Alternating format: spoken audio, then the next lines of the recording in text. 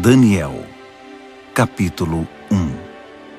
Era o 3º ano do reinado de Joaquim em Judá, quando o rei Nabucodonosor da Babilônia declarou guerra a Jerusalém e sitiou a cidade. O Senhor entregou o rei Joaquim de Judá nas mãos dele, com alguns utensílios do templo de Deus. Nabucodonosor levou o rei e os utensílios para a casa do tesouro do seu Deus, na terra da Babilônia, a antiga Sinear. O rei ordenou a Aspenaz, chefe de pessoal do palácio, que escolhesse alguns israelitas da família real e da nobreza, jovens que fossem saudáveis e de boa aparência, inteligentes e de boa formação, de potencial para cargos de liderança no governo, gente de elite, e lhes ensinasse a língua e a cultura da Babilônia. O rei ordenou também que servissem a eles o mesmo cardápio do rei. Comiam do bom e do melhor e o mais fino vinho. Depois de 3 anos de treinamento, assumiriam cargos na corte do rei. 4 homens de Judá, Daniel, Ananias, Misael e Azarias, estavam entre os escolhidos. O chefe de pessoal do palácio deu a eles nomes babilônicos. Daniel passou a chamar-se Beltesazar. Ananias foi chamado Sadraque. Misael foi chamado Mesaque. E Azarias foi chamado Abed-nego. Mas Daniel decidiu que não iria ficar impuro com a comida do rei, nem beber o vinho dele. Por isso pediu ao chefe de pessoal do palácio que o autorizasse a não comer do cardápio do rei. Pela graça de Deus, o chefe de pessoal do palácio gostou de Daniel e autorizou, mas o advertiu. Tenho medo que meu senhor, o rei, possa fazer. Foi ele quem determinou esse cardápio. E se perceber que vocês não estão saudáveis como os outros, vai pedir minha cabeça. E então Daniel apelou ao responsável que havia sido designado pelo chefe de pessoal do palácio para cuidar dele, de Ananias, Misael e Azarias. Faça uma experiência conosco por 10 dias. Traga apenas vegetais e água. Depois nos compare com os jovens que se alimentam do cardápio do rei e tome sua decisão. O responsável por eles concordou e os alimentou com vegetais e água durante 10 dias. Ao final dos 10 dias, eles tinham aparência melhor e pareciam mais saudáveis que todos os outros. Assim, o responsável continuou a dispensá-los da comida e da bebida do cardápio do rei e servia-lhes apenas vegetais. Deus deu a esses 4 jovens conhecimento e habilidades em todas as áreas, tanto teórica quanto prática. Além disso, Daniel tinha o dom de interpretar todo tipo de visões e sonhos. Ao final do tempo determinado pelo rei para o treinamento, o chefe de pessoal do palácio os levou para a presença de Nabucodonosor. Quando os entrevistou, o rei os achou muito melhores que todos os outros. Ninguém estava tão bem quanto Daniel, Ananias, Misael e Azarias. E assim eles assumiram suas responsabilidades na corte do rei. Sempre que o rei os consultava sobre qualquer assunto, teórico ou prático, eles se mostravam 10 vezes melhores que todos os magos e encantadores do reino juntos. Daniel continuou no serviço do rei até o 1º ano do reinado do rei Ciro. Daniel, capítulo 2. No 2º ano do seu reinado, o rei Nabucodonosor teve alguns sonhos que o estavam deixando maluco, tanto que ele nem conseguia mais dormir. Chamou então todos os magos, encantadores, feiticeiros e astrólogos da Babilônia para que interpretassem seus sonhos. Quando estavam todos na presença do rei, ele disse: Tive um sonho e não consigo tirá-lo da cabeça. Não vou conseguir dormir até saber o que significa. Os astrólogos, falando em aramaico, disseram: Que o rei viva para sempre. Conte-nos os sonhos e vamos interpretá-lo. O rei respondeu: Meu decreto é este. Se vocês não conseguirem me dizer qual é o sonho e me dar a interpretação, vou fazer picadinho de vocês e destruir suas casas. Mas se me contarem o sonho e derem a interpretação, vou encher vocês de presentes e serão muito honrados. Então, digam-me qual foi o sonho e me deem a interpretação. Eles responderam: Vossa Majestade, por favor, conte-nos o sonho. Então daremos a interpretação. Mas o rei disse: Eu sei o que vocês estão tentando fazer. Vocês só querem ganhar tempo. Sabem que estão numa enrascada, e se não conseguirem me contar o sonho, estarão numa fria. Estou até vendo. Vocês vão inventar uma história qualquer e me enrolar até que eu mude de ideia. Nada disso. Primeiro me contem o sonho, e então vou saber se são capazes de me dar a interpretação ou se estão só me enrolando. Os astrólogos responderam: Ninguém em nenhum lugar do mundo pode fazer o que o rei está pedindo. E nenhum rei jamais pediu uma coisa dessas a nenhum mago, encantador ou astrólogo. O que Vossa Majestade está pedindo é impossível, a não ser que algum deus o revele. E os deuses não vivem no meio de gente como nós. A resposta deixou o rei furioso. Ele perdeu a paciência e ordenou que todos os sábios da Babilônia fossem executados. A sentença de morte foi anunciada, e Daniel e seus amigos estavam entre os condenados à morte. Enquanto Arioque, chefe da guarda real, fazia os preparativos para a execução, Daniel sabiamente chamou-o de lado e lhe perguntou o que estava acontecendo. Por que o rei deu uma ordem como essa, tão de repente? Arioque explicou a razão de tudo, e Daniel foi procurar o rei, pedindo um pouco de tempo para que pudesse interpretar o sonho. Daniel foi para casa e contou a seus amigos, Ananias, Misael e Azarias, o que estava acontecendo. Ele pediu que orassem ao Deus dos céus por misericórdia, para solucionar o mistério, e assim poderem escapar da morte. Naquela noite, a solução do mistério foi revelada a Daniel numa visão.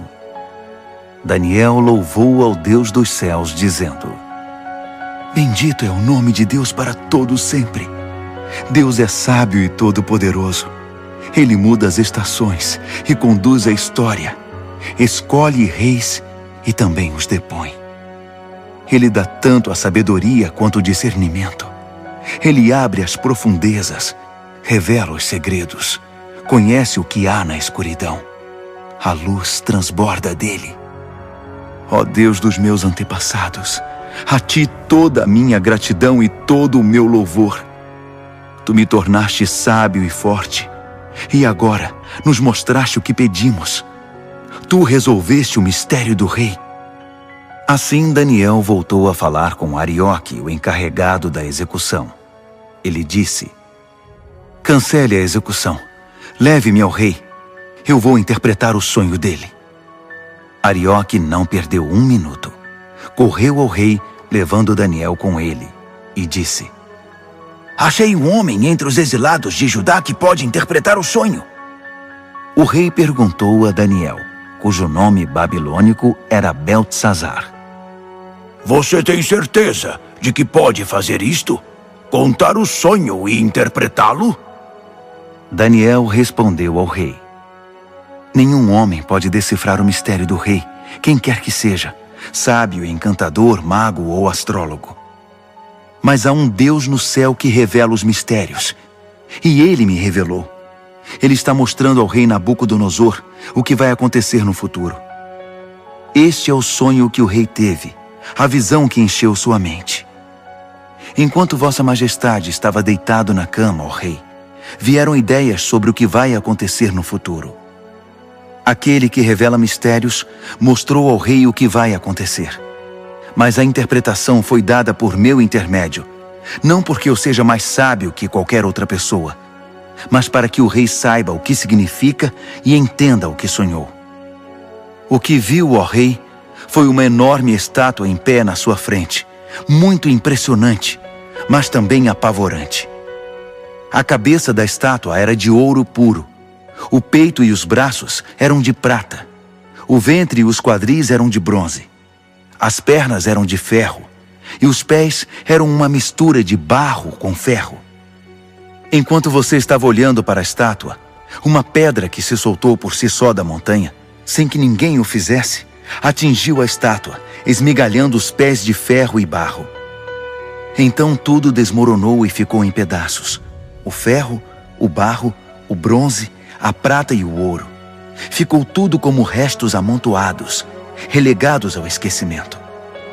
Mas a pedra que atingiu a estátua tornou-se uma grande montanha que dominava o horizonte. Esse foi o sonho. Agora vamos à interpretação do sonho. Ó Rei, Vossa Majestade é o soberano mais poderoso da terra. O Deus do céu deu tudo ao Senhor: governo, poder, força e glória. Ele o designou responsável pela humanidade e por todos os animais do campo e as aves do céu, no mundo todo. O rei é o cabeça de todos os governantes. É a cabeça de ouro. Mas seu reino será tomado por outro reino, inferior ao seu, e este por um terceiro, o reino de bronze, que governará toda a terra. Por fim, um quarto reino, forte como o ferro, assumirá o poder. Assim como o ferro despedaça tudo que atinge, esse vai quebrar, esmigalhar e pulverizar todos os reinos anteriores. Mas os pés e os dedos dele, que são uma mistura de ferro e barro, significam que o reino será dividido, mas ainda haverá a força do ferro. Assim como os dedos eram de ferro e de barro, o reino terá uma parte forte e outra frágil. Esse reino fará alianças, mas não darão certo. Não conseguirá se unir a nenhum outro reino, assim como o ferro e o barro não se misturam. Mas no tempo desses reinos, o Deus do céu edificará um reino que nunca será destruído, nem nunca será dominado por outro. No final, esmagará os outros reinos, destruirá todos eles e será eterno. Será como a pedra que se soltou por si só da montanha, sem que ninguém o fizesse, que esmigalhou o ferro, o bronze, o barro, a prata e o ouro. O grande Deus fez o rei saber o que vai acontecer no futuro. Essa é a revelação exata do sonho, e também a interpretação correta. Quando Daniel terminou, o rei Nabucodonosor, perplexo, prostrou-se com o rosto no chão diante de Daniel. Ele ordenou uma oferta de sacrifícios e de incenso em honra a Daniel e declarou: Seu Deus realmente é o Deus de todos os deuses, o Senhor de todos os reis, e Ele revela todos os mistérios. E eu sei, porque você decifrou o mistério. Então o rei promoveu Daniel a um elevado cargo no reino. Encheu-o de presentes e o empossou como governador de toda a província da Babilônia e chefe de todos os sábios da Babilônia. A pedido de Daniel, o rei designou Sadraque, Mesaque e Abednego para postos administrativos em toda a Babilônia, enquanto Daniel permaneceu no palácio real. Daniel, capítulo 3. O rei Nabucodonosor construiu uma estátua de ouro com 27 metros de altura e 2,70 metros de largura. Ele a ergueu na planície de Dura, na província da Babilônia. Em seguida ordenou a todos os líderes importantes da província que comparecessem à cerimônia de dedicação da estátua. Todos vieram para a cerimônia e tomaram seus lugares diante da estátua que Nabucodonosor havia erguido. Um arauto apareceu e proclamou em voz alta: Atenção, todos! Ouçam vocês de todas as raças, cores e crenças! Quando ouvirem o som da trombeta, do pífaro, da cítara, da harpa, do saltério e da flauta dupla, dobrem os joelhos e adorem a estátua de ouro que o rei Nabucodonosor ergueu. E quem não se ajoelhar, não adorar a estátua, não importa quem seja, será lançado imediatamente na fornalha. O som começou a tocar. Todos os instrumentos musicais da Babilônia e gente de todas as raças, cores e crenças dobraram os joelhos e adoraram a estátua de ouro que o rei Nabucodonosor havia erguido. Foi então que os astrólogos da Babilônia se manifestaram e acusaram os judeus. Eles disseram ao rei Nabucodonosor: Que o rei viva para sempre. Vossa Majestade deu ordens severas para que, ao ouvir o som tocar, deveríamos nos ajoelhar e adorar a estátua de ouro, e quem não o fizesse seria jogado na fornalha. Mas os judeus, Sadraque, Mesaque e Abednego, a quem o rei designou cargos elevados na província da Babilônia, ignoraram a ordem, ó rei. Eles não respeitam os nossos deuses e se negam a adorar a estátua de ouro que mandou erguer. Furioso, o rei Nabucodonosor ordenou que Sadraque, Mesaque e Abednego fossem trazidos. E quando eles chegaram, Nabucodonosor perguntou: Sadraque, Mesaque e Abednego, é verdade que vocês não respeitam meus deuses e se negam a adorar a estátua de ouro que mandei erguer? Vou dar a vocês uma segunda chance, mas a partir de agora, quando o som começar a tocar, vocês devem se ajoelhar e adorar a estátua. E se não o fizerem, serão jogados numa fornalha e ponto final. E que Deus vai livrá-los de mim? Sadraque, Mesaque e Abednego responderam: Sua ameaça não nos assusta. Se nos jogar na fornalha, o Deus que servimos pode nos salvar, não só da fornalha, como de qualquer outra coisa. E mesmo que ele não o faça, não importa, ó rei. Ainda assim, não vamos servir aos seus deuses, nem adorar a estátua de ouro que mandou erguer. Nabucodonosor estava prestes a explodir de tanta raiva. Imediatamente ordenou que a fornalha fosse aquecida 7 vezes mais que o normal, e que alguns homens fortes do seu exército os amarrassem e os jogassem na fornalha. Sadraque, Mesaque e Abednego, com os pés e mãos amarrados e vestidos em suas roupas, foram jogados na fornalha extremamente quente. Por causa da ordem do rei, a fornalha estava tão quente que só as chamas foram suficientes para matar os homens que carregaram Sadraque, Mesaque e Abednego. E eles acabaram caindo fornalha dentro. De repente, o rei Nabucodonosor levantou-se num salto e perguntou: Não jogamos 3 homens com os pés e as mãos amarrados? Responderam os homens. Isso mesmo, senhor! Exclamou o rei. Vejam, estou vendo 4 homens andando para lá e para cá no fogo, e eles estão bem. E o 4º homem parece um filho dos deuses. Não é possível. Nabucodonosor foi até a entrada da fornalha ardente e chamou: Sadraque, Mesaque e Abednego, servos do Deus Altíssimo, saiam, venham para cá. E Sadraque, Mesaque e Abednego saíram do meio do fogo. Todos os líderes do governo e os conselheiros do rei se reuniram para examiná-los e viram que o fogo não havia causado nenhum arranhão nos 3, nem um fio de cabelo queimado, nem cheiro de fumaça na roupa deles. Nabucodonosor exclamou: Bendito seja o Deus de Sadraque, Mesaque e Abednego!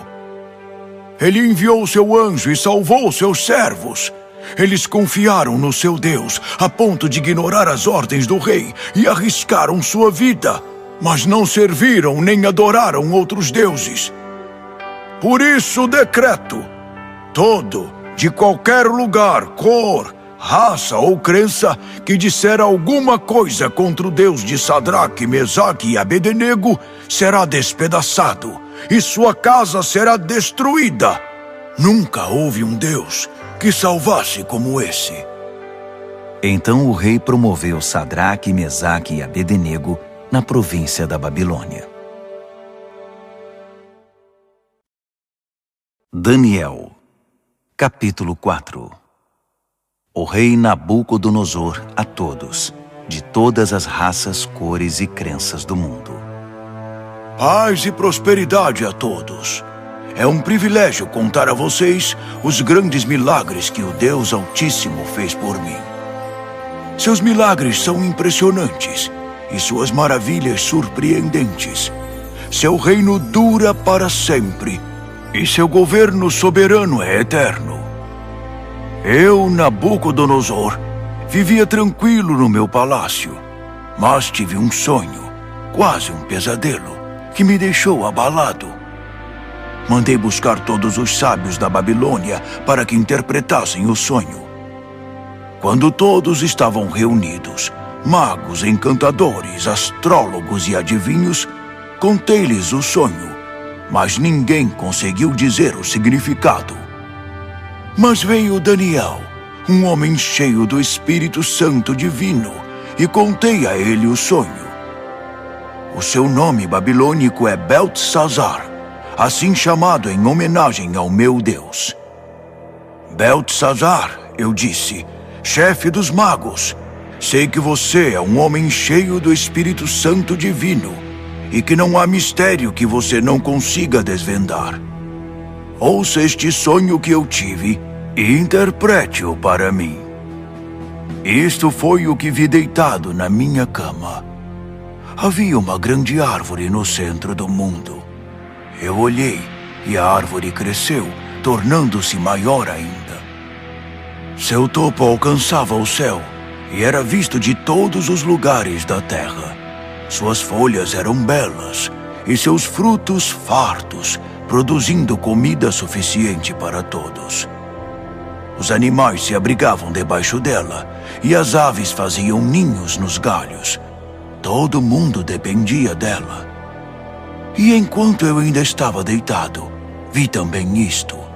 Um anjo desceu do céu e ordenou: derrubem a árvore, cortem seus galhos, arranquem suas folhas e espalhem seus frutos. Caçem os animais que estão debaixo dela e espantem os pássaros de seus galhos, mas deixem o toco e as raízes presos com ferro e bronze junto à relva do campo.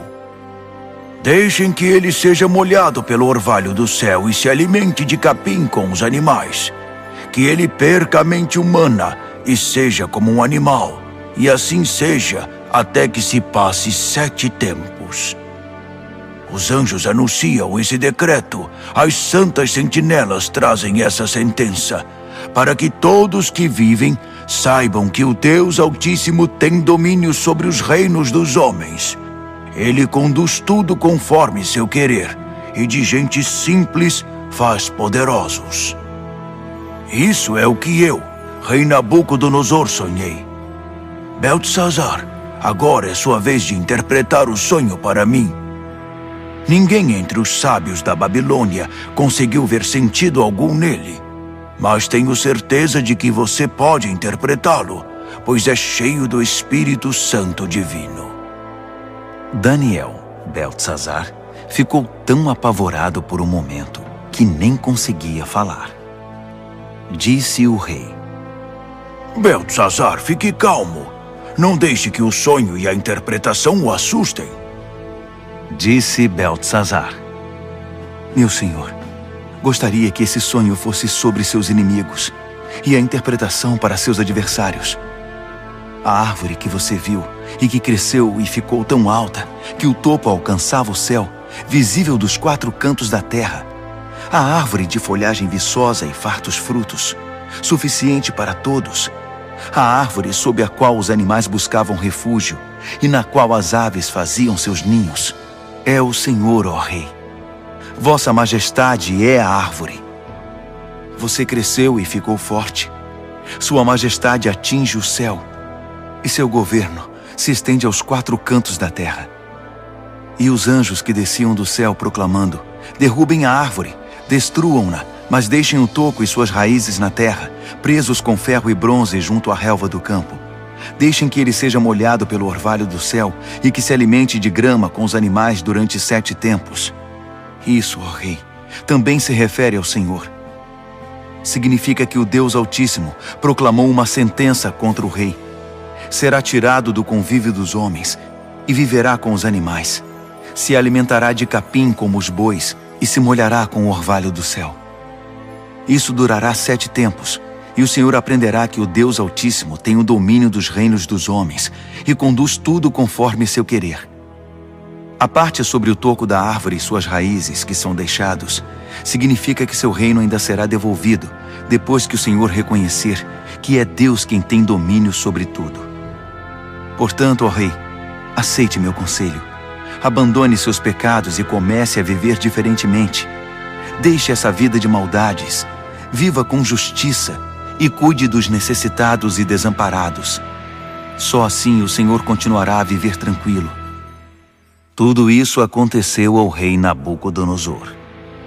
Passados apenas 12 meses, ele estava andando pela sacada do palácio real na Babilônia e, de repente, exclamou orgulhoso: Olhe para tudo isto. É a grande Babilônia. E eu a construí sozinho, como capital do meu reino para minha honra e glória. Assim que as palavras saíram da sua boca, ouviu-se uma voz do céu: Esse é o decreto contra você, rei Nabucodonosor. Seu reino foi tomado de você. Você será tirado do convívio dos homens, viverá com os animais do campo e comerá capim como boi.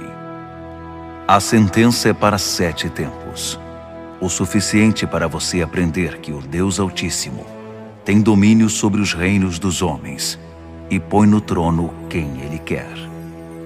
Isso aconteceu imediatamente. Nabucodonosor foi tirado da convivência dos homens, comeu capim como boi e se molhou com o orvalho do céu. Seu cabelo cresceu como as penas da águia, suas unhas como as garras do falcão.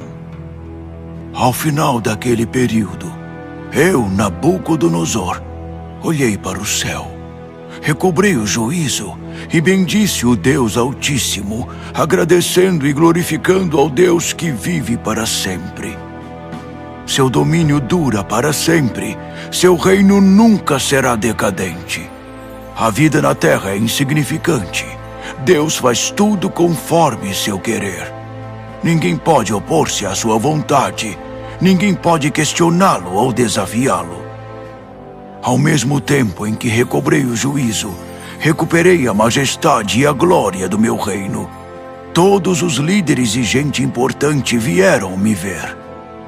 Fui restabelecido como rei no meu reino e me tornei maior que antes. E é por isso que eu, Nabucodonosor, canto e louvo ao Rei do céu. Tudo o que ele faz é justo, e ele o faz da maneira certa. Ele sabe como tratar gente orgulhosa e tem o poder para torná-los humildes. Daniel, capítulo 5. O rei Belsazar convidou Mil de seus nobres para um grande banquete. O vinho era muito bem servido. Então Belsazar, que já estava alto por causa do vinho, ordenou que as taças de ouro e prata que seu pai Nabucodonosor havia tomado do templo de Deus em Jerusalém fossem trazidas para que ele, seus nobres, suas mulheres e concubinas pudessem beber nelas. Quando as taças de ouro e prata foram trazidas, o rei, os nobres e aquelas mulheres começaram a usá-las.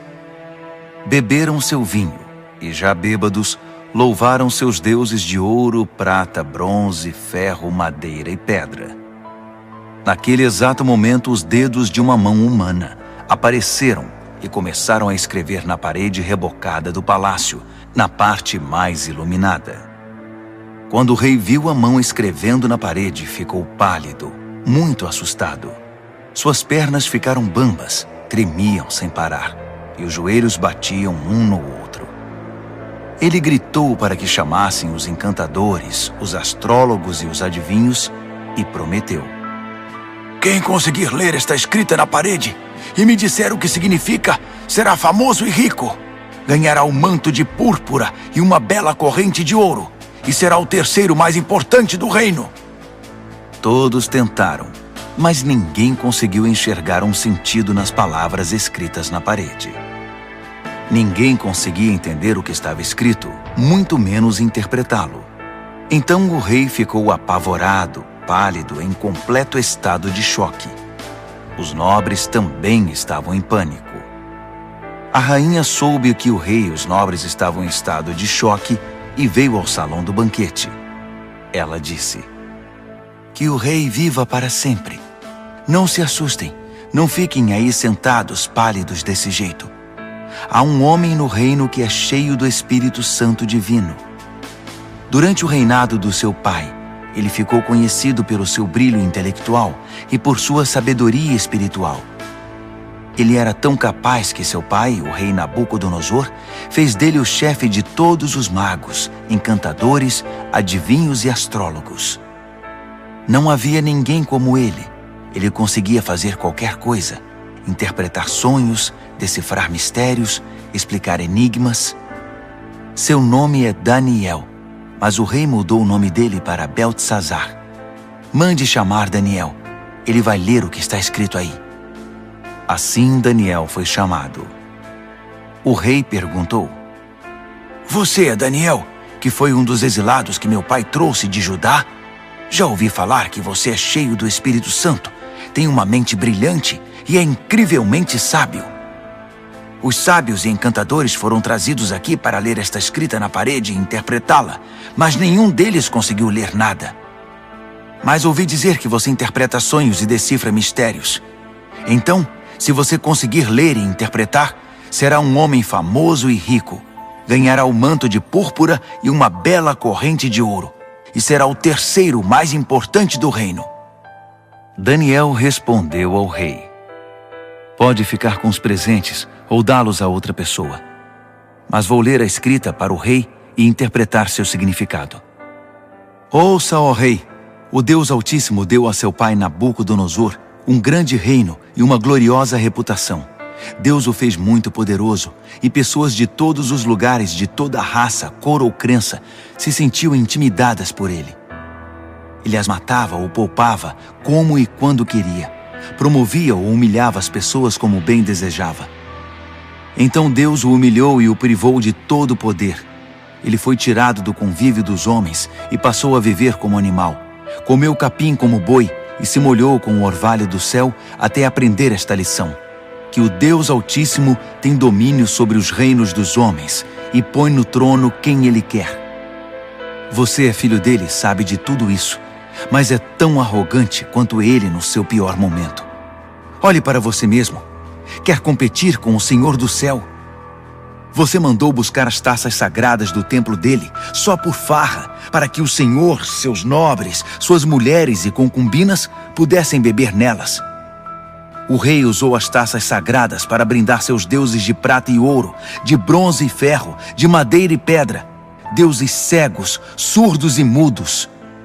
Mas tratou com desprezo o Deus vivo, que tem a sua vida nas mãos, desde o nascimento até a morte. Deus enviou a mão que escreveu na parede, e o que está escrito é: Mene, Tekel e Peres. E este é o significado dessas palavras. Mene, Deus contou os dias do seu governo, e suas contas são negativas. Tekel, você foi pesado na balança e está em falta. Peres, seu reino foi dividido e entregue aos medos e persas. Beltesazar fez o que havia prometido. Vestiu o manto de púrpura em Daniel, colocou uma bela corrente de ouro em seu pescoço e o promoveu a terceiro mais importante do reino. Naquela mesma noite, o rei Beltesazar da Babilônia foi morto. Dario, o Medo, tinha 62 anos quando o sucedeu como rei. Daniel, capítulo 6. Dario reorganizou seu reino. Ele designou 120 governadores para administrar todas as províncias do reino. Sobre eles havia 3 ministros, e um deles era Daniel. Os governadores se dirigiam aos ministros, que tinham a responsabilidade de manter tudo em ordem. Mas Daniel era cheio de vitalidade e tinha uma inteligência tão superior aos outros ministros e governadores que o rei decidiu designá-lo responsável por todo o reino. Os ministros e governadores se reuniram para ver se descobriam algum ponto fraco de Daniel que pudesse usar contra ele, mas não conseguiram nada. Ele era exemplar e absolutamente confiável. Não conseguiram achar nenhuma evidência de negligência ou má conduta. Após inúmeras tentativas, desistiram e disseram: Nunca vamos descobrir nada contra esse Daniel, a não ser que inventemos alguma acusação e tramemos algo contra ele. Assim, os ministros e governadores tramaram contra ele e foram ao rei dizer: Rei Dario, que viva para sempre! Nós, ministros, governadores e todos os principais oficiais, nos reunimos e concordamos em que o rei deveria promulgar o seguinte decreto: durante os próximos 30 dias, ninguém deve orar a nenhum outro deus ou homem exceto ao rei. Qualquer um que desobedecer será lançado na cova dos leões. Promulgue esse decreto, ó rei, e assine-o para que seja irrevogável, com inscrição em pedra, conforme todas as leis dos medos e dos persas. E o rei Dario assinou o decreto. Daniel soube que esse decreto havia sido promulgado, mas continuou a orar como sempre fazia. Sua casa tinha janelas no andar de cima, voltadas para Jerusalém. 3 vezes ao dia, ele se ajoelhava ali em oração, agradecendo e louvando a Deus. Os conspiradores vieram e o viram orando, pedindo a ajuda de Deus. Imediatamente foram ao rei e o lembraram do decreto. O rei não assinou uma lei proibindo qualquer pessoa de orar a qualquer deus ou homem, exceto ao rei durante 30 dias? E qualquer pessoa que fosse apanhada fazendo isso seria jogada na cova dos leões? O rei confirmou. Com certeza, como inscrição em pedra, conforme todas as leis dos medos e dos persas. Então eles disseram: Daniel é um dos exilados judeus. Ignora sua ordem e desafia sua lei. Ele ora 3 vezes ao dia. O rei ficou desconcertado e tentou de todas as formas livrar Daniel da complicação em que o havia colocado. Ele pensou nisso o dia todo. Mas os conspiradores voltaram. Lembre-se, ó rei, é uma lei conforme todas as leis dos medos e dos persas. Irrevogável. O rei cedeu e ordenou que Daniel fosse trazido e jogado na cova dos leões. Mas ele disse a Daniel: Seu Deus, a quem você é tão leal, vai livrar você desta situação. Uma pedra foi colocada sobre a entrada da cova. O rei selou a pedra com seu anel e com os anéis de todos os seus nobres, porque não podia ser revogado. O rei voltou para o palácio, mas não comeu nem conseguiu dormir. Passou a noite preocupado. Ao romper do dia, ele se levantou e foi depressa à cova dos leões. Quando chegou perto, chamou o aflito: Daniel, servo do Deus Altíssimo, será que seu Deus, a quem você serve tão fielmente, livrou você dos leões? Daniel respondeu: Que o rei viva para sempre! Meu Deus enviou seu anjo que fechou a boca dos leões para que não me fizessem nenhum mal. Fui considerado inocente diante de Deus e também diante do Senhor, ó rei, pois não fiz mal algum ao Senhor. Quando o rei ouviu essas palavras, ficou muito feliz. Ele ordenou que Daniel fosse retirado da cova. Depois que ele saiu, verificou-se que não havia nenhum arranhão sequer. Ele havia confiado em seu Deus. Então o rei ordenou que os conselheiros que tinham conspirado contra Daniel fossem jogados na cova dos leões, com suas mulheres e filhos. Antes mesmo de chegar ao fundo da cova, os leões já os agarraram e os despedaçaram. O rei Dario divulgou esta proclamação a todos na terra, de qualquer raça, cor e crença. A paz esteja com vocês. Muita paz. Decreto que o Deus de Daniel seja adorado e temido em todo o meu reino. Ele é o Deus vivo e permanece para sempre. Seu reino nunca é destruído. Seu governo continua eternamente. Ele é o Salvador e o Redentor. Ele realiza milagres impressionantes nos céus e na terra. Ele livrou Daniel do poder dos leões. Daniel foi muito bem tratado no restante do reinado de Dario e também no reinado seguinte, de Ciro, o persa. Daniel, capítulo 7. No primeiro ano do rei Belsazar da Babilônia, Daniel teve um sonho. O que ele viu enquanto dormia o apavorou. Um verdadeiro pesadelo. E ele escreveu seu sonho. No meu sonho, naquela noite, vi os 4 ventos dos céus soprando e formando uma grande tempestade no mar. 4 animais enormes, diferentes uns dos outros, subiam do mar. O primeiro animal parecia um leão, mas tinha asas de águia.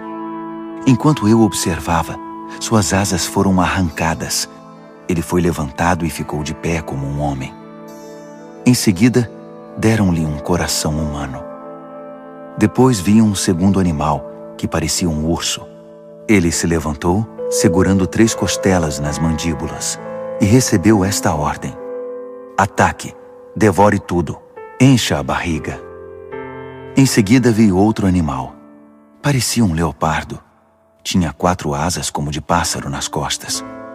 Esse animal tinha 4 cabeças e recebeu autoridade para governar. Depois disso, um 4º animal apareceu no meu sonho. Esse era apavorante, medonho. Tinha enormes dentes de ferro, triturava e devorava suas vítimas. Qualquer coisa que sobrava no chão, ele pisava e esmagava. Era diferente dos outros animais, um verdadeiro monstro. E tinha 10 chifres. Enquanto eu observava os chifres, tentava imaginar o que significavam. Nasceu nele outro chifre, mas este era pequeno. 3 dos chifres que já tinha foram arrancados para dar lugar a ele. Havia olhos humanos no pequeno chifre e uma boca grande que falava com arrogância. Enquanto eu observava tudo isso, tronos foram estabelecidos e um ancião tomou seu lugar. Suas roupas eram brancas como a neve, o cabelo alvo como a lã. Seu trono estava envolto em chamas. As rodas brilhavam intensamente. Um rio de fogo jorrava do trono. Milhares de milhares o serviam. Milhões o atendiam. Pediu-se silêncio no tribunal e os livros foram abertos. Continuei observando. O chifre pequeno falava com arrogância e enquanto eu observava, o monstro foi morto e seu corpo foi lançado no fogo.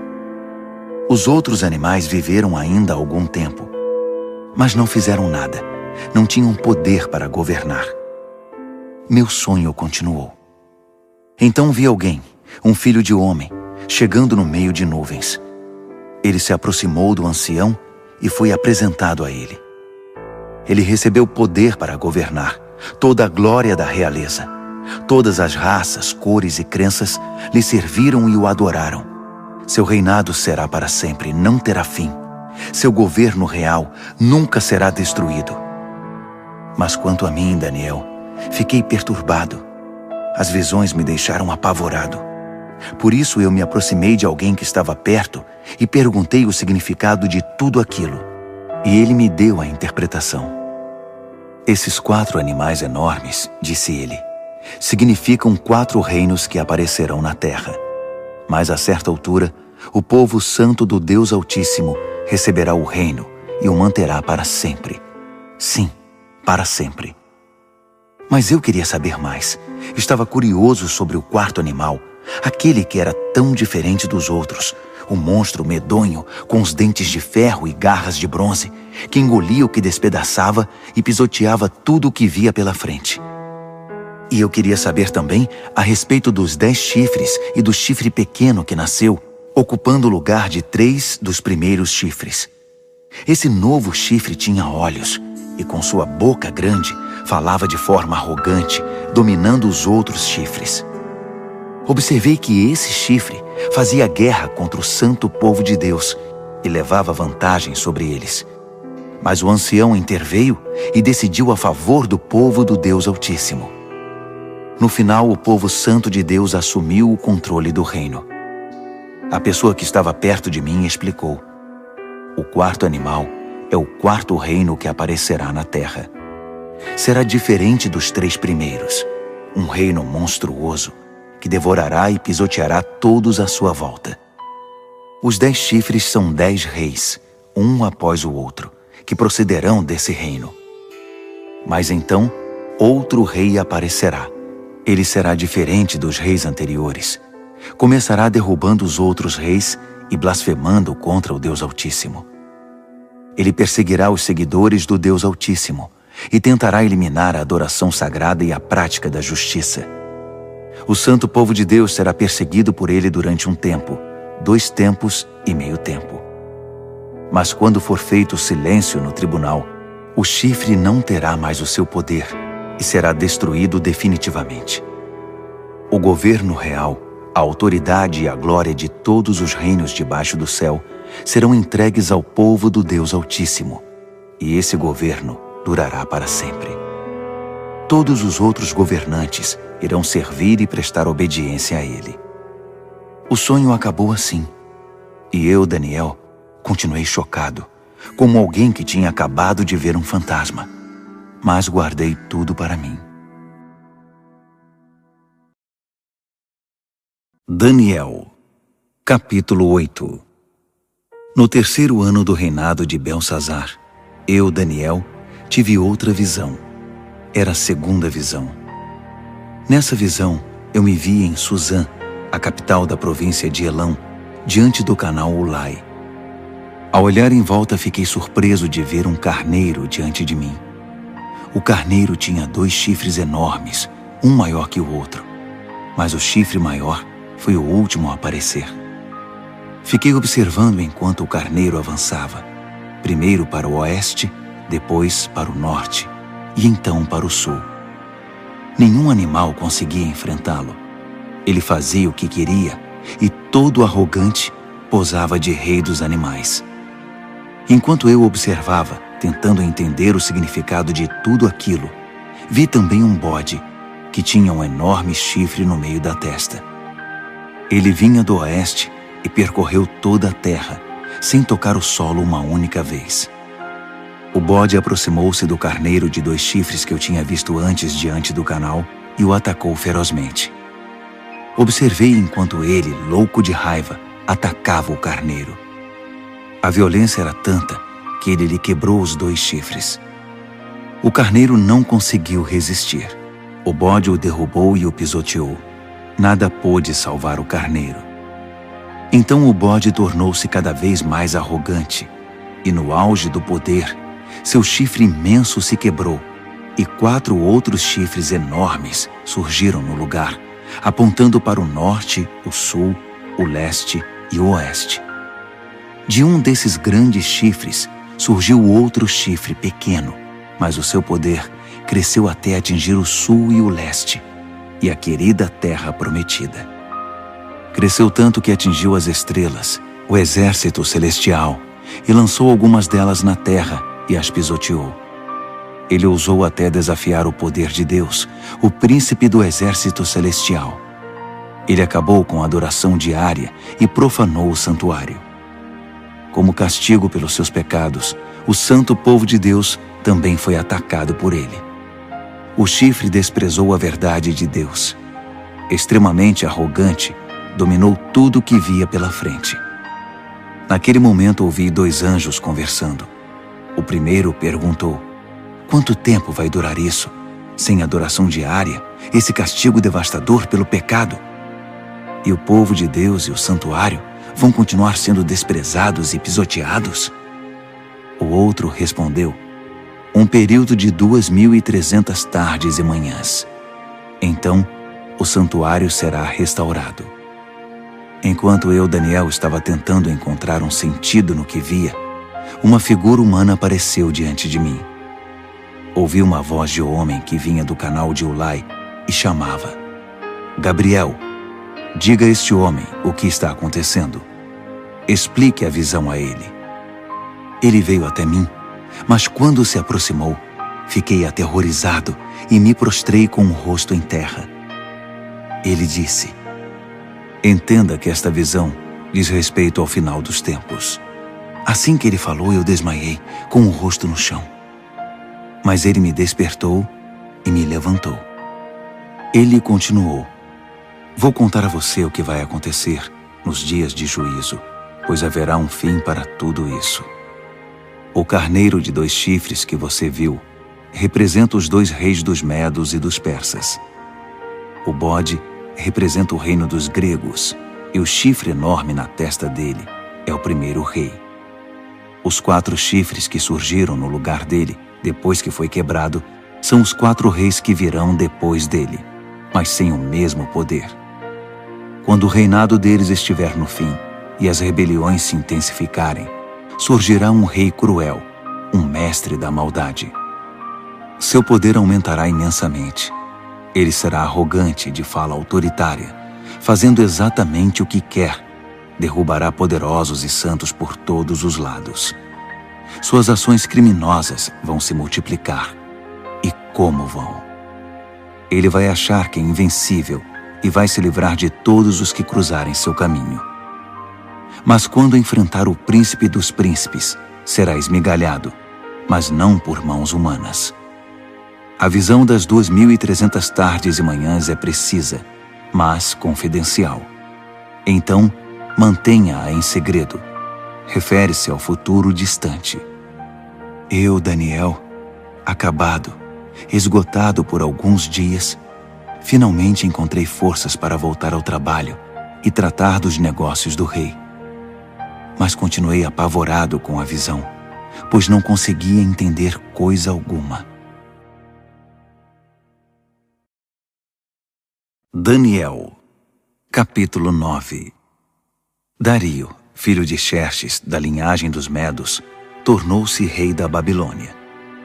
No primeiro ano do seu reinado, eu, Daniel, meditava nas Escrituras, e de acordo com a mensagem do Eterno ao profeta Jeremias, Jerusalém teria de ficar em ruínas durante 70 anos.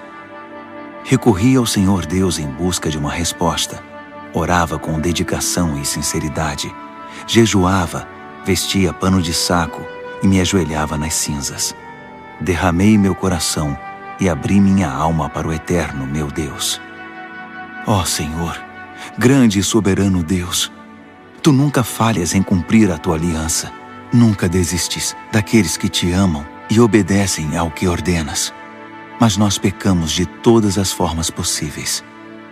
Cometemos pecados terríveis, fomos rebeldes, enganamos e pegamos atalhos para fugir dos Teus caminhos. Fizemo-nos de surdos diante dos Teus servos, os profetas, que pregaram Tua mensagem aos nossos reis e líderes, aos nossos pais e a todo o povo da terra. Tu fizeste tudo certo, Senhor, mas tudo o que temos a apresentar é culpa e vergonha, todos nós, o povo de Judá, os cidadãos de Jerusalém, Israel no exílio e em todos os lugares por onde fomos espalhados, por ter Te traído. Ah, sim, fomos envergonhados publicamente, todos nós, nossos reis, líderes, pais, diante do mundo. Mas foi bem merecido, por causa do nosso pecado. A Tua compaixão é nossa única esperança, ó Senhor, o nosso Deus, porque na nossa rebeldia abrimos mão dos nossos direitos. Não prestamos atenção em Ti quando nos disseste como deveríamos viver, nem obedecemos ao ensinamento proclamado por Teus servos, os profetas. Todos nós em Israel optamos por Te ignorar. Desprezamos Tuas instruções para fazer apenas o que era do nosso agrado. E agora estamos pagando por isso. A maldição expressa claramente na revelação feita a Moisés, servo de Deus, agora está fazendo efeito entre nós. É o salário do nosso pecado contra Ti. Fizeste a nossos governantes o que prometeste fazer. Trouxeste desgraça sobre nós em Jerusalém, a pior já registrada. E como estava escrito na revelação de Deus a Moisés, a catástrofe foi total. Nada foi poupado. Nós nos mostramos obstinados no nosso pecado, sem nunca considerar tuas orientações, ignorando tuas advertências. Assim, com razão, deixaste que a desgraça viesse sobre nós com tudo. Tu, ó Eterno, tens todo o direito de fazer isso, pois nós te ignoramos de maneira persistente, com muita culpa no cartório. Ó Senhor, Tu és nosso Deus, pois livraste teu povo da terra do Egito numa grande demonstração de poder. O povo ainda fala nisso. Confessamos que pecamos, que vivemos uma vida de maldades. Como sempre tens agido, consertando as coisas e endireitando as pessoas. Por favor, afasta tua grande ira contra Jerusalém, que é a tua cidade, teu santo monte.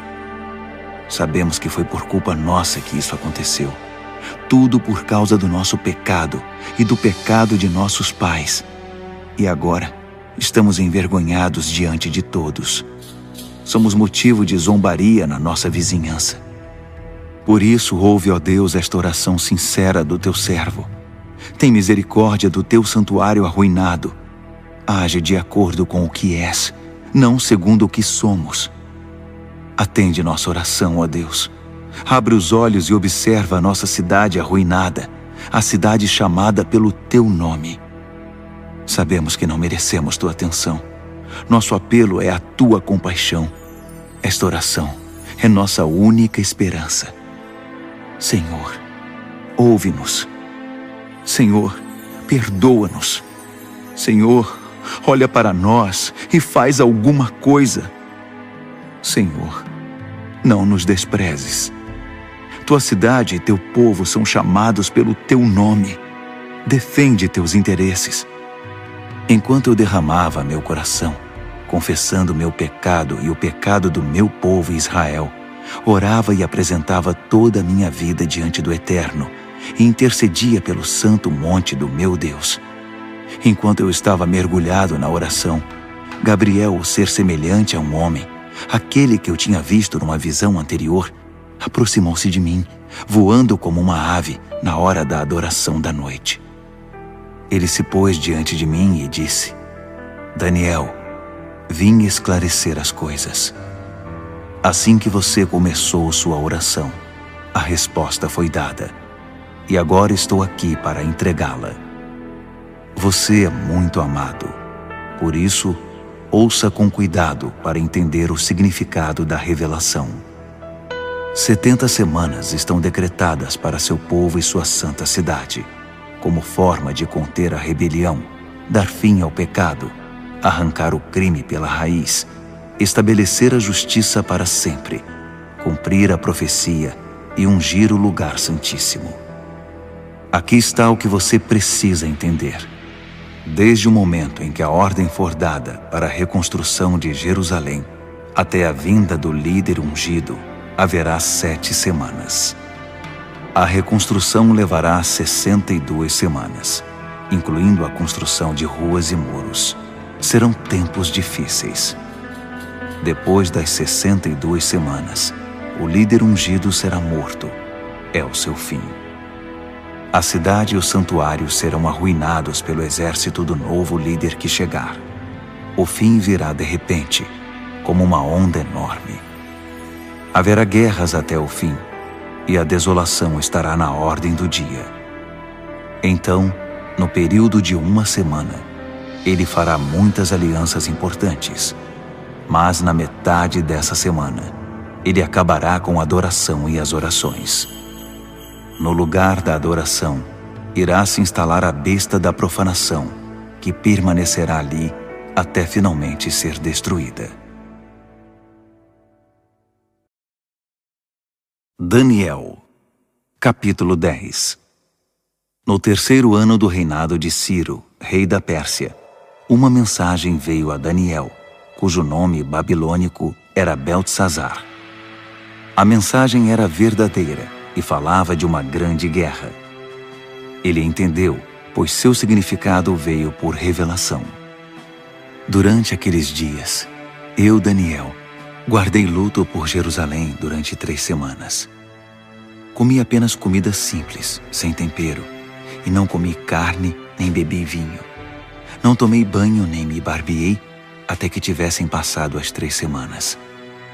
No dia 24 do primeiro mês, eu estava de pé diante do grande rio, o Tigre.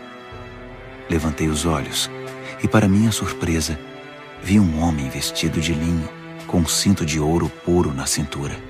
Seu corpo brilhava como se fosse esculpido de pedra preciosa. A face era radiante e os olhos, vivos e penetrantes como tochas. Os braços e pernas reluziam como bronze polido e sua voz soava como um grande coral. Eu, Daniel, fui o único a vê-lo.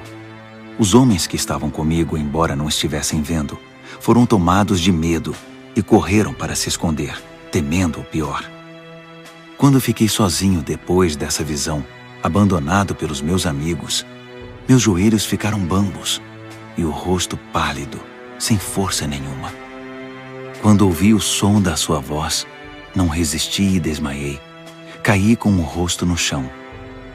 Mas uma mão me tocou e me pôs sobre as mãos e os joelhos.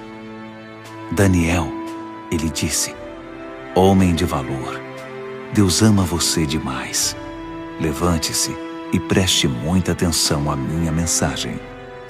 Fui enviado para falar dela a você.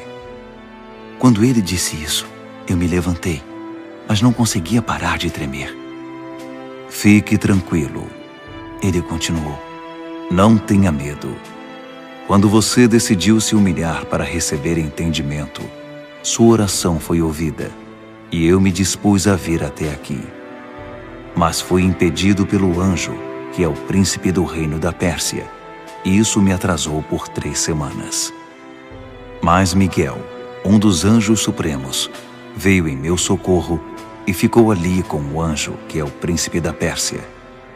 Estou aqui para ajudar você a entender o que vai acontecer com seu povo, pois a visão fala do futuro. Enquanto ele falava, fiquei só olhando para o chão. Não conseguia dizer nada. E fui surpreendido por algo parecido com uma mão humana que me tocou os lábios. Então abri a boca e comecei a falar. Quando vi, fiquei apavorado. Minhas pernas ficaram bambas. Eu não conseguia me mexer. Como é possível que eu, um humilde servo, fale com alguém como o Senhor? Estou completamente paralisado. Mal consigo respirar. Aquele ser, que parecia humano, me tocou outra vez e me deu forças. Ele disse, não tenha medo. Fique em paz. Você é amado demais. Tudo vai ficar bem. Tenha coragem. Seja forte. Enquanto ele ainda falava, veio-me coragem e retomei as forças. Então eu disse, pode falar, porque o Senhor me deu forças.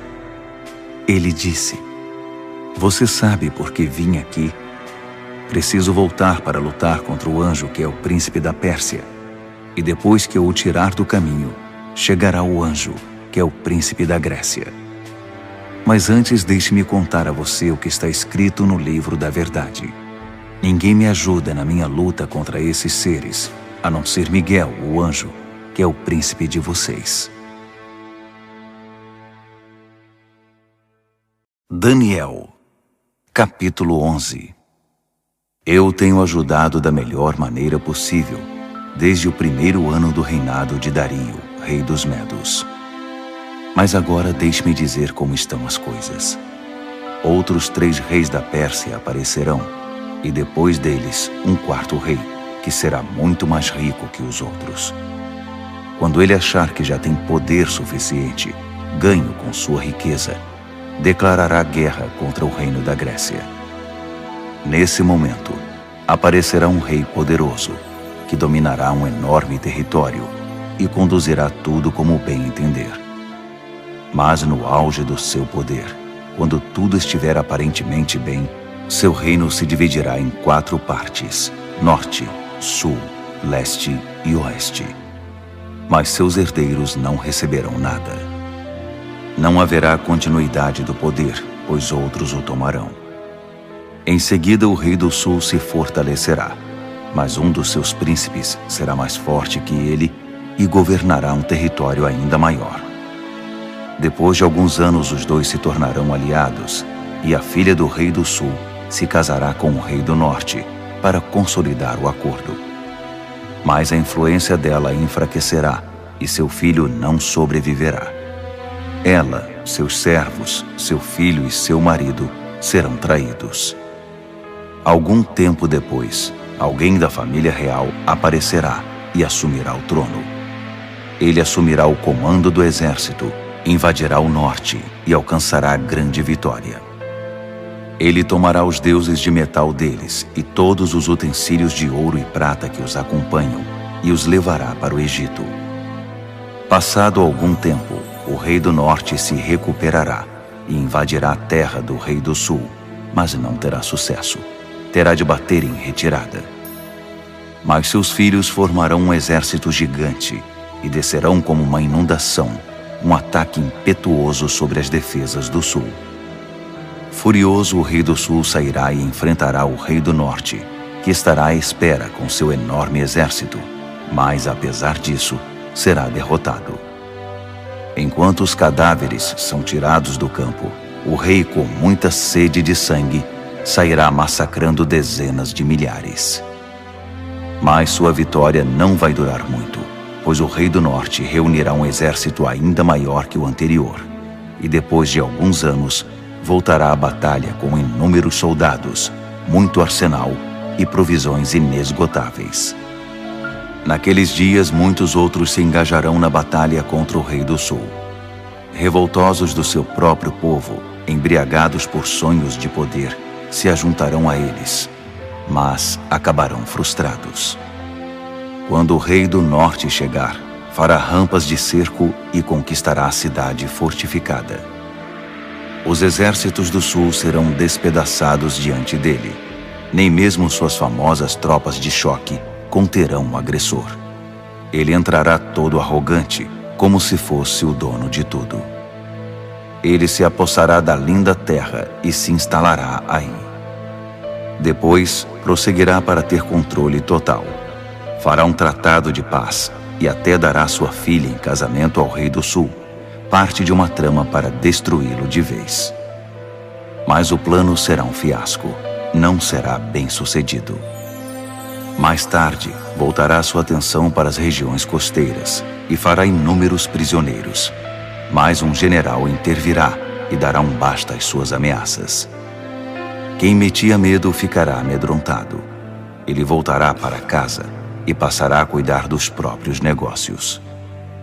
Mas a essa altura já estará acabado e logo já não se ouvirá mais falar dele. Ele será sucedido por um perdedor, já com seu governo, sua reputação e sua autoridade em frangalhos. Por isso não durará muito, sairá da história rapidamente, sem nem mesmo ter lutado. Seu lugar será preenchido por um sujeito desprezado e desprezível. Mas ele surpreenderá todos, saindo como que do nada e se apossando do reino.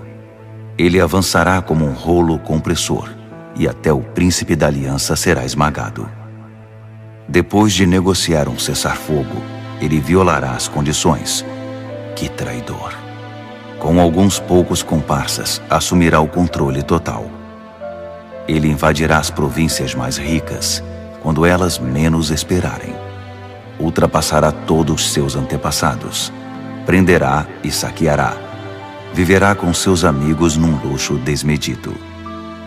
Ele fará planos contra as cidades fortificadas, mas não será por muito tempo. Ele ajuntará um grande exército muito bem armado para combater o rei do sul. Em resposta, o rei do sul manterá seu exército, ainda maior, a postos, pronto para a batalha. Mas não será capaz de sustentar essa condição por muito tempo, em razão das intrigas nas próprias fileiras. Sua corte estará minada por tramas e conspirações. Assim seu exército será esmagado, e o campo de batalha ficará coberto de cadáveres. Os dois reis, ambos com planos maldosos um contra o outro, vão se sentar à mesa de conferências e negociarão seus engodos. Nada resultará desse tratado, que não passará de um emaranhado de mentiras. Mas ainda não é o fim. A história não acabou. O rei do norte irá para casa carregado de despojos, mas sua mente estará voltada para a destruição da Santa Aliança, enquanto estiver passando pela terra a caminho de casa. 1 ano mais tarde, ele comandará nova invasão ao sul, mas a segunda invasão não será como a primeira. Quando os navios romanos chegarem, ele dará meia volta e retornará para casa. Mas ao passar pela terra, seu ódio contra a Santa Aliança será despertado. Ele fará acordo com todos os que se dispuserem a trair a Santa Aliança, tomando partido deles. Suas forças entrarão marchando e profanarão o santuário e a cidadela. Eles irão banir a adoração diária, substituindo-a pela besta da profanação.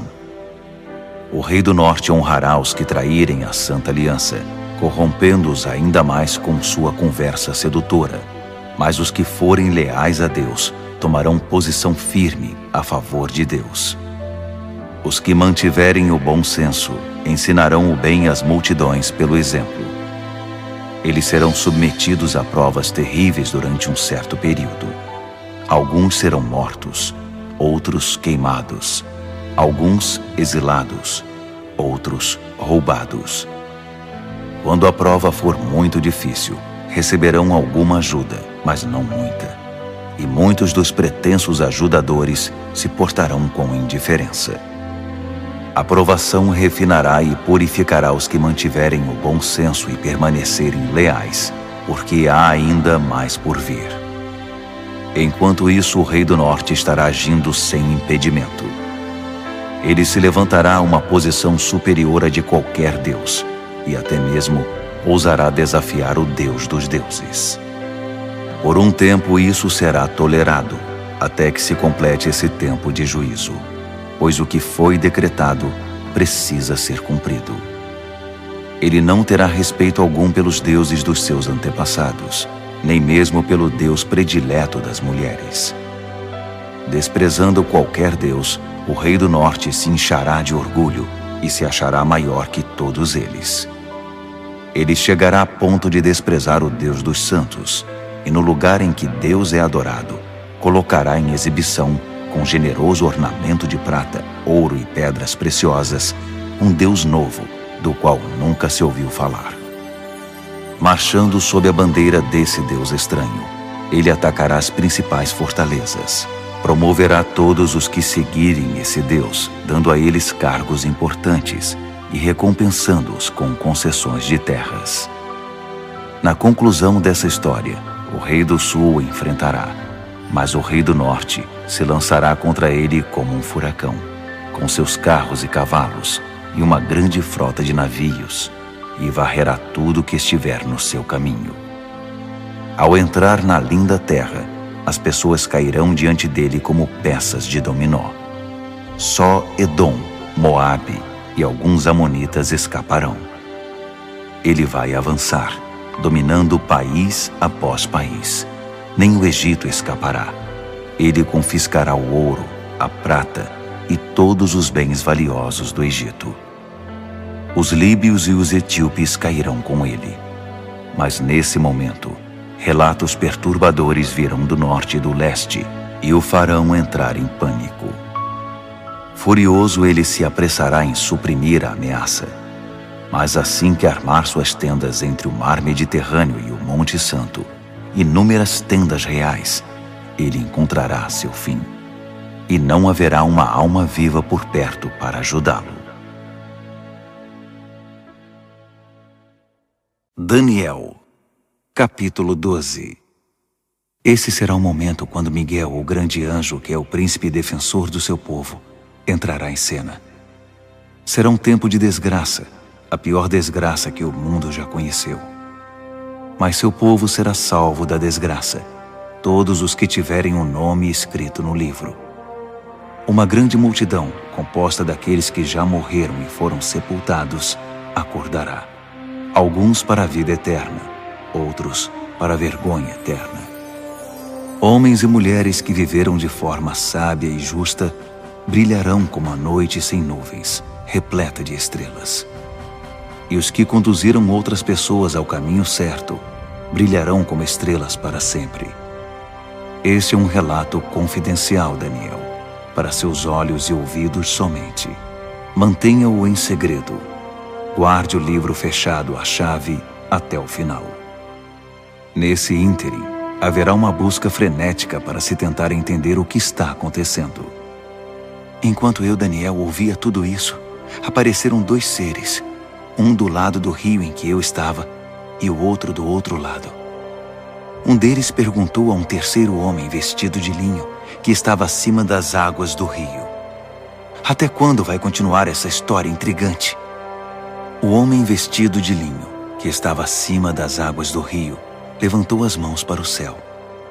Ouvi quando ele jurou solenemente pelo Eterno que seria um tempo, 2 tempos e meio tempo, e que quando o opressor do povo santo fosse derrubado, a história chegaria ao seu final.